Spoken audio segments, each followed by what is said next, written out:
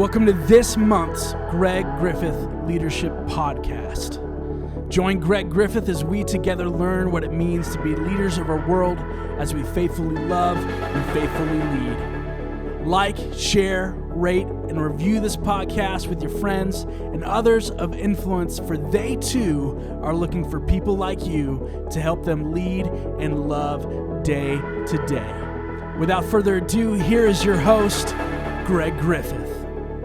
All right, thanks so much for being here at Greg Griffith Leads, and I'm really excited about today's podcast and today's guest. You're going to just find yourself inspired as we meet and get to know even greater another faithful leader who's faithfully living and faithfully loving. And so thanks so much for joining us today. And today, I want to introduce to all of you a guy who I've been seeing more and more of all the time here in Omaha, but I am so thrilled that God has just put our paths together. His name is Jason Currie. Jason, welcome. Thanks, Greg. Yeah, that's my first thought too. I was like, I've been seeing you all the time now. All the time, so, I know. It's good. Yeah, it's great. And so Jason, first, one, thanks so much for being here. But two, your just leadership and what you're doing with your organization is so inspiring to me, but also how you're just living out your faith life is inspirational. Before we even got to just get to know each other even greater over these past few months and past few years that I've been here, I had people all the time saying to me, have you met Jason Currie? And I'm like, well, we run across each other. And so, but they've always been inspired, and that's just because God's doing great things for you. But first, just tell us, how'd you grow up, and where was Jesus in your life growing up, and what was that like? And Well, thank you. That's my favorite question. I love actually oftentimes when I'm having groups of people, instead of sharing details about life of how many kids and where do you live, it's like, share your name and when you came to know Jesus, because that's what unifies us. And so I grew up a small town right in the middle of Michigan, and my dad's a pastor. So my whole world. Michigan or Michigan State? Which one do you Michigan for sure. I mean, go blue. Yeah, absolutely. Go blue. Go.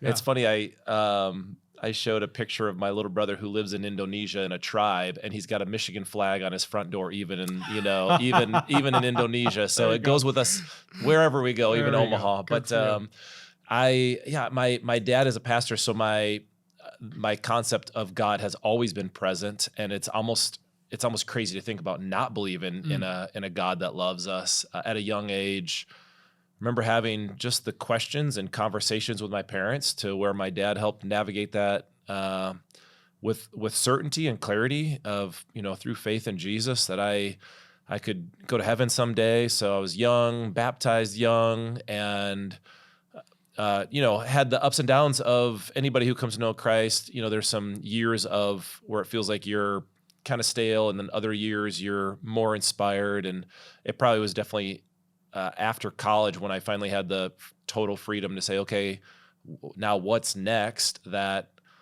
I finally became open-handed enough to say, okay, God, whatever you have for me, I will do, except be a pastor. I think that was still my prayer.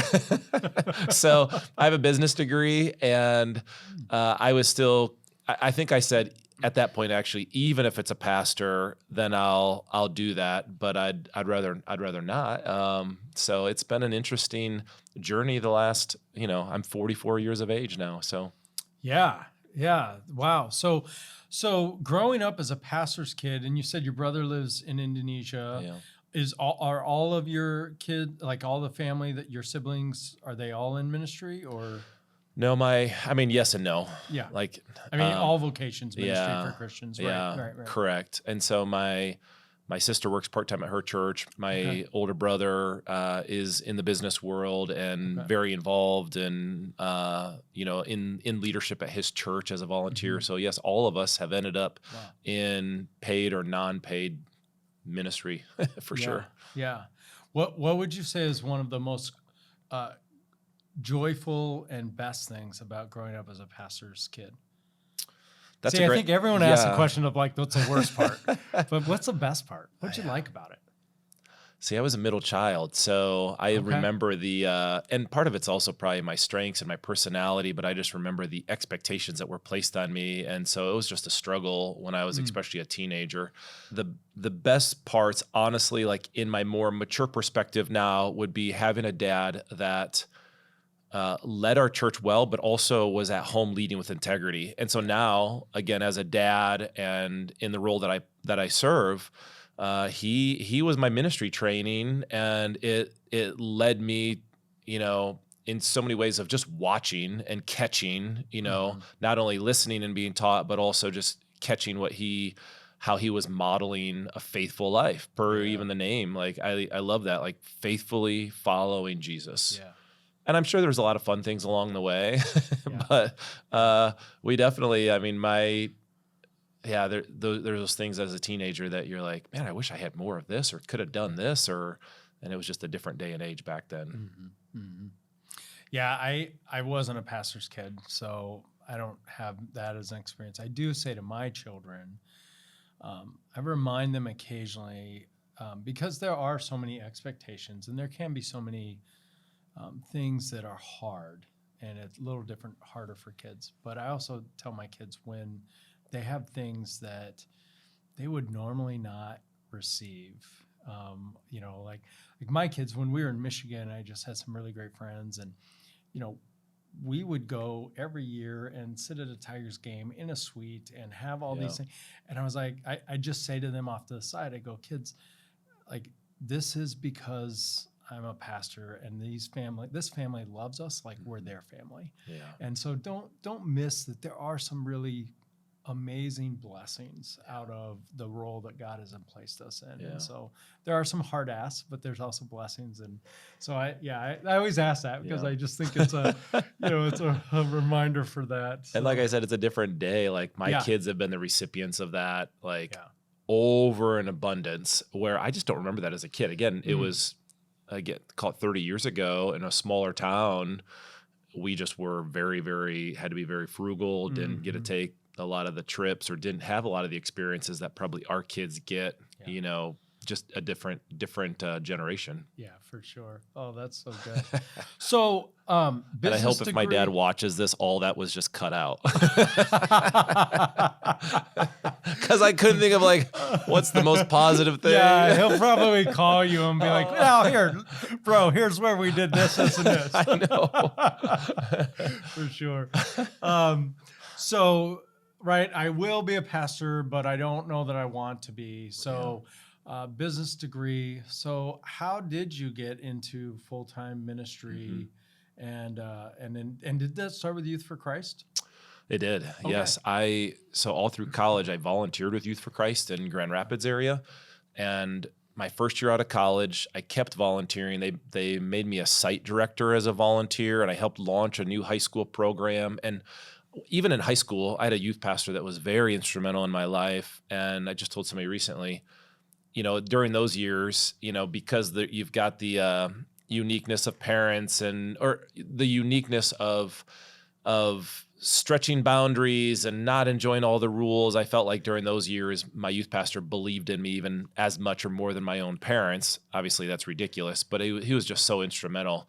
And so when I went to college, I started volunteering at one of we call it Campus Life, is the main program that we offer. And I remember walking into this big house with high school kids, having no clue ever that there's ministries that are designed for reaching non-Christian kids. And I instantly was like, this is amazing. And so I volunteered all 4 of those years. My first year out was recruiting a team to help launch a program at a high school close by. And over the course of that year, just felt God calling me to pursue Youth for Christ as a profession. And in a roundabout way, end up meeting my wife, who was at a training in Indiana. I moved out to Omaha 6 months later and started working for Youth for Christ in Omaha 6 months after that. So Grand Rapids was a lot of my training ground, my preparation, and then started with Youth for Christ in Omaha in September of 2003.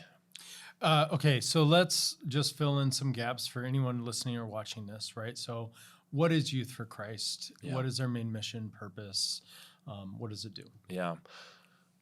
Our main focus is how do we reach middle school and high school kids with the gospel? So we want every single kid to hear and experience the gospel with somebody they know and trust. So very relationship driven. We do weekly programs and clubs in 43 different schools in the Omaha area. Those weekly programs lead to other fun activities, like tomorrow I'm going paintballing with a group of 7th grade boys, or camps, or all these different things. But it's all about how do we reach and go into the world of kids, and through those relationships have conversations about Jesus and about faith. And we also have a teen parents program that has about 35 young moms involved, and then a program also that's trying to reach military kids, so middle school and high school military kids. So it's all around, the bullseye is non-Christian kids and sharing the gospel. But at the same time, we probably have 500 or 600 Christian kids that are growing and being encouraged. And not only are they meeting other Christian friends in our groups, but I just feel like if we don't care about the lost or the non-Christians around us, it stunts, growth.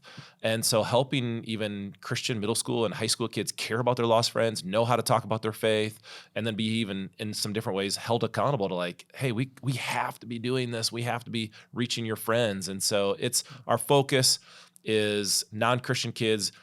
It was started in the 40s, right after World War II, by Billy Graham and young pastors. So he was the first employee ever, and then it started spreading. Instead of just big rallies, it became local chapters. So Omaha started in the 50s by volunteers, and then now here we are, over 60 years later, still doing ministry, pursuing lost kids. Yeah. Wow. Well, I mean, I always think, and you're right on, like, ministry to teenagers and sharing the gospel with teenagers and helping them do that. That's pretty simple. Yeah, it's only getting more and more simple, right? Oh my gosh. But in a way, authentic relationships Yes. is our simple approach, as much as it's getting complicated by all the challenges that kids have these days and the distractions. Authentic relationships still can overcome all the challenges that kids are facing. Well, let's talk into this, because I think right now, people yours and my age, I have teenagers. I have 2 teenage daughters. I should say a preteen and then a fully teen. And then there's people that are post our age. So the millennial, exennial generation right now is raising teenagers and is a part of that. And I feel like I hear the same things I heard my parents say about me as a teen, and I think that their parents said about them as a teen. And I think I want to know, what would you say, as one who is investing so heavily in teenage empowerment, equipment, and engagement with relationship, but also with Jesus? What would you say, like, that you're seeing from teens today is something that they are desiring most, right? And I'm using desiring over need, because I think we say need oftentimes and think they need this, but that's maybe not what they're desiring. What are they desiring most that we can give them? I try not to use the word authentic relationships over and over, but I think there is, kids are recognizing more and more the things that really don't matter, and at sometimes a younger age, and so they want to be a part of things that do matter, and conversations that actually are beyond what is just on social media. And so I think that's one of the main things, is to try to engage them and give them opportunities to engage them in significance. And we all say it, we all recognize it, like, where their identity really is, that they are a masterpiece, that they are, God's workmanship and created in His image. That identity, for us to be able to call them up to that in a way of, you're seen and you're known and you're loved, and you are uniquely special in God's eyes and in my eyes. And so a true, genuine love, like I said, it overcomes what is so many of the temptations of the world. I'm a glass half full positive person. And so there is a lot of negatives when it comes to cell phones and social media. But I have read other people that point to statistically, this next generation is much more willing to share their faith because it is easier to send that on a text or a Snapchat, or the same thing that the negative, why it's easy to send negative things. It also is easier to be a little bit more vocal of your faith. And we've probably seen a lot of the same statistics that kids are willing to go to church if a friend invites them. So, and I experienced that in my own home with teenagers also. If a friend invites them, or if they invite a friend to church, absolutely. There's not an opposition in the Omaha area to kids going to church if they have a friend that invites them. So the digital connectivity can be seen both negative and really positive. So how do we look at it as an opportunity instead of only negative? Yeah, it's interesting you say that. At first, I think the power of invitation is something that we all have known. I mean, this is not even a generational thing. This is a human thing, right? If someone will invite me to something personally because they care for me, I am much more receptive to saying yes than just seeing something and going, oh, I want to check this out. But I think for teenagers, that's even my daughter, her and her 3 or 4 friends, all have this thing where they've said they're going to go with each other to each other's churches, just to check it out on a Sunday, and they all worship at way different churches. I mean, they're not anywhere similar in size or style or anything like that. But it's invitation of relationships with one another and relationships with others.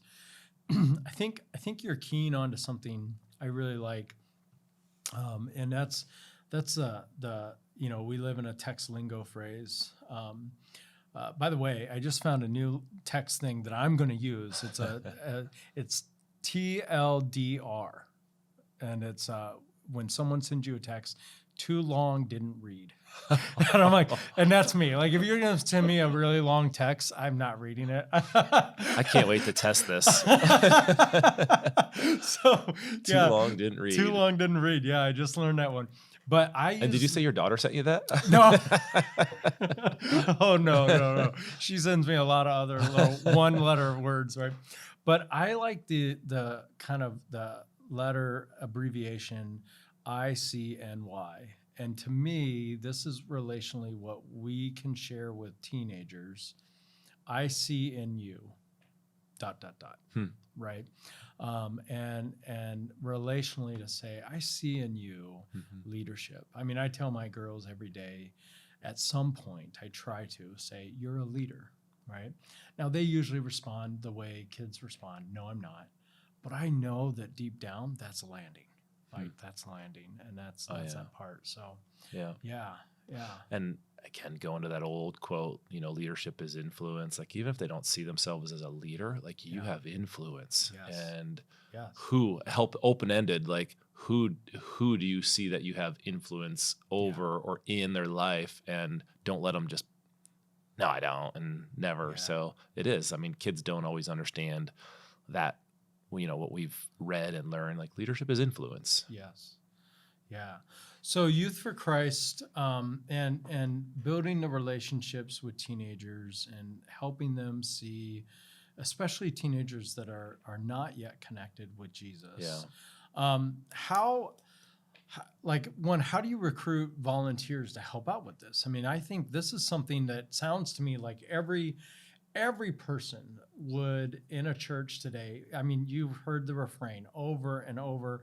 It's like just cliche that I go, is this like, everyone says, we're missing young people. We want young people back, right? I can tell you all the people that are older, the gray hairs that are like, where are all the young people in the church? And I'm like, they're here, right? But so everyone would want to be able to help with this. How do you go about that? Yeah.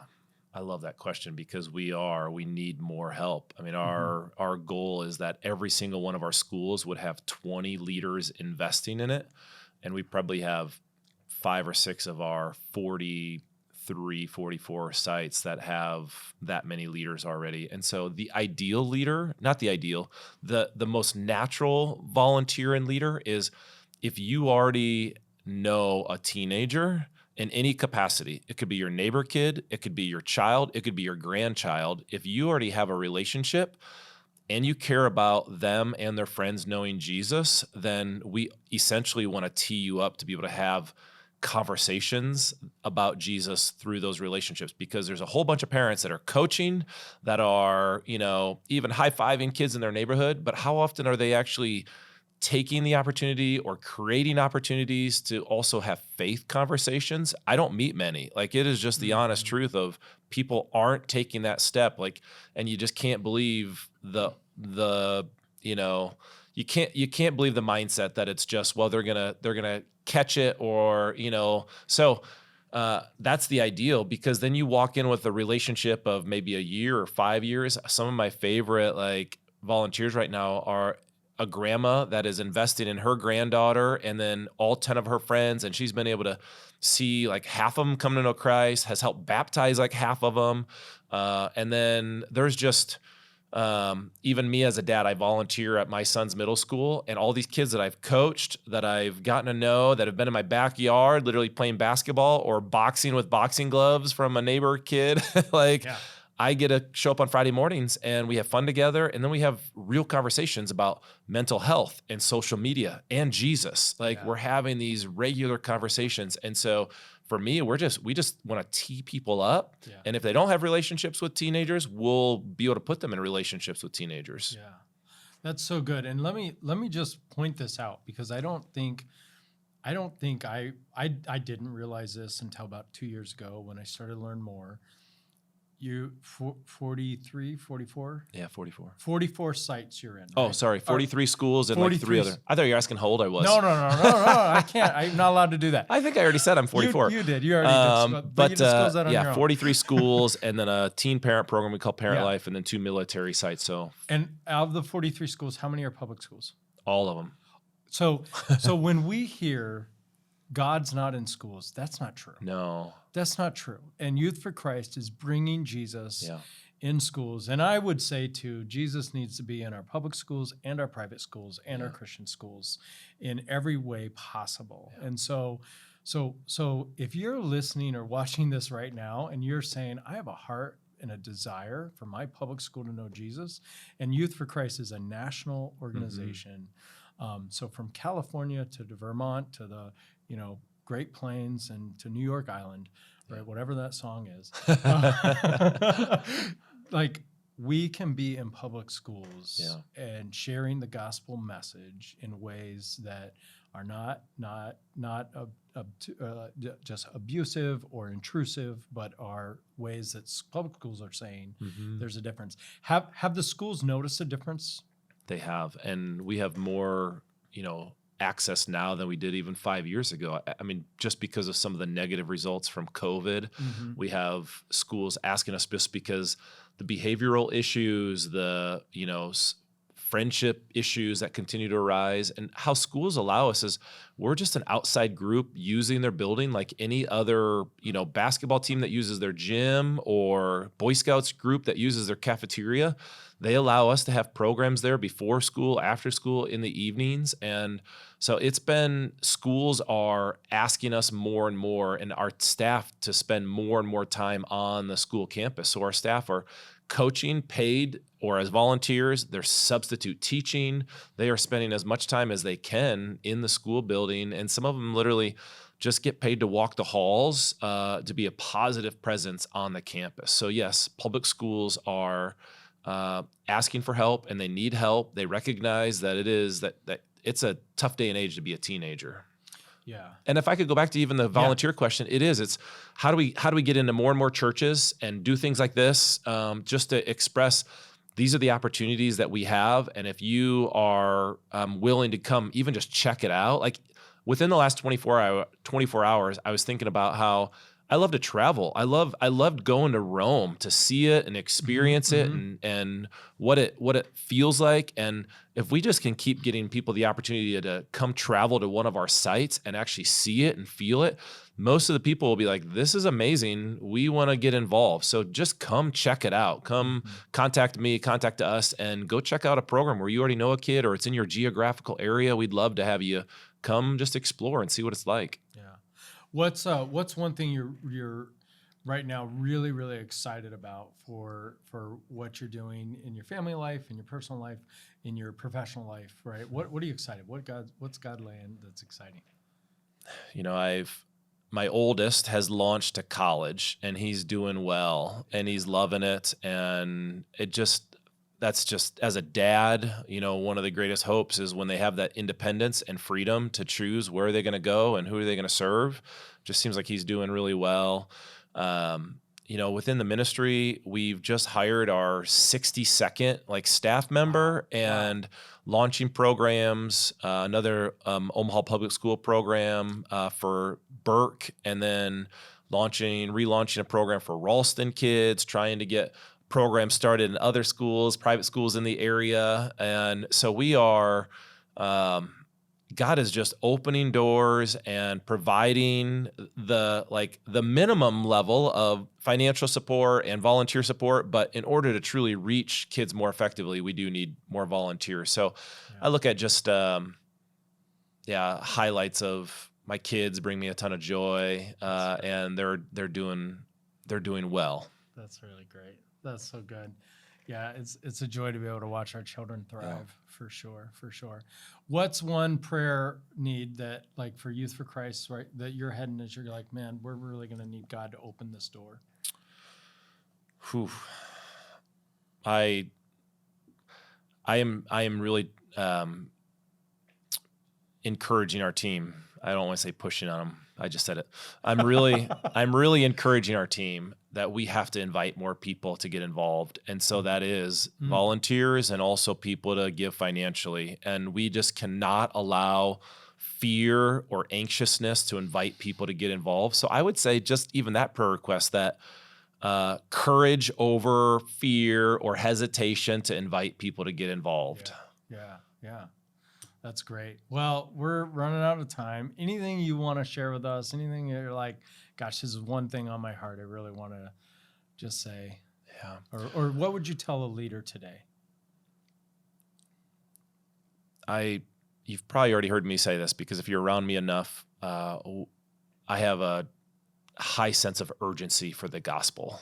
And we have to all carry a greater sense of urgency for the gospel. The number of people that are just not sharing their faith on a regular basis, actually speaking, talking about, like, the statistics are astounding. And it doesn't mean we have to be presenting the gospel all the time. Like, we do need to be doing that, but just to be having faith conversations, opening up that door. People are willing generally to have faith conversations. And part of that's fueled by, again, 20 years of working for Youth for Christ now. A big part of that's fueled for me. I lost my wife a couple of years ago to cancer. And when you walk through that and you realize the reality of eternity is so far more important than the here and now. And there are people that are losing loved ones or are losing their own life that don't know Jesus personally. It fuels a deeper level of urgency. And so how do we as leaders influence others to have a greater sense of urgency for the gospel and for what really matters, and not all of this stuff that people are investing so much time and energy into? I really think that's a great spot for us to just end with an encouragement of, if you're faithfully leading and faithfully living out and faithfully loving, don't just talk about, people needing to know Jesus. Don't just talk about young people needing to come back to church or to be go and do it, and do it by empowering not only yourself, but empowering someone else. Bring someone else along with you. Talk about it. Encourage others to do it, because we're not alone in this. And the reality is Jesus sent the disciples out 2 by 2.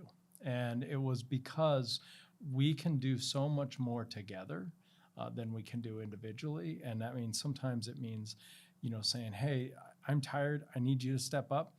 Sometimes it's just we're both encouraged and you're celebrating, high-fiving each other. And sometimes it's just picking up one another. So this is so great and so helpful. So thank you. Thank you. Thanks for the invitation to be involved. So how can people find you or find out ways to learn more about Youth for Christ?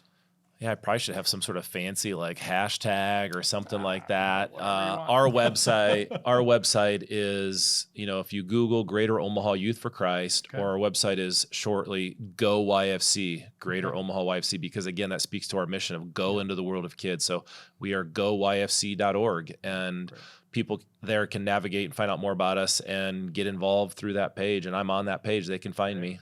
Great. And so that's if you're in the Omaha area. If you're anywhere in our nation, just Google Youth for Christ, and you'll find a local chapter and a local way to get plugged in and to make a difference. Jason, thanks so much for being here. Thank you for listening today. And again, rate, review, and share this with someone out there who is joining you in the walk to faithfully lead, faithfully live, and faithfully love. Have a great day, everybody. Thank you for being a part of this month's Greg Griffith Leadership Podcast. Join Greg next month for leadership insights to faithfully love and faithfully lead. Now go be terrific today.